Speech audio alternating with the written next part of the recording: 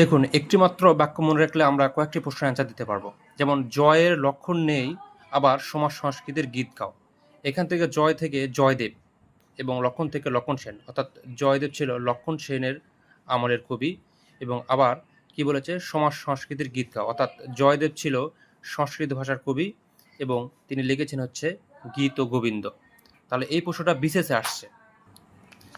যেমন দেখুন, এখানে লেখা আছে গীত ও গোবিন্দ কাব্যের রচয়িতা জয়দেব কার সভাকবি ছিলেন? 45তম বিসিএসে উত্তর হচ্ছে লক্ষণ সেনের। এবং এখানে আসছে যে গীত ও গোবিন্দ কোন ভাষায় রচিত? উত্তর হচ্ছে সংস্কৃত ভাষায় রচিত, ওই যে সমাজ সংস্কৃতি থেকে সংস্কৃত ভাষায় রচিত। এবং এখানে আসছে কে বাংলা ভাষার কবি নন? উত্তর হচ্ছে জয়দেব, অর্থাৎ জয়দেব হচ্ছে আগে বলেছে যে সংস্কৃত ভাষায় রচিত। অর্থাৎ জয়ের লক্ষণ নেই, আবার সমাজ সংস্কৃতির গীত গাও, অর্থাৎ জয়দেব হচ্ছে লক্ষণ সেনের আমলের এবং তিনি সংস্কৃত ভাষায় লিখতেন এবং তিনি লিখেছেন গীত ও গোবিন্দ। ধন্যবাদ সবাইকে।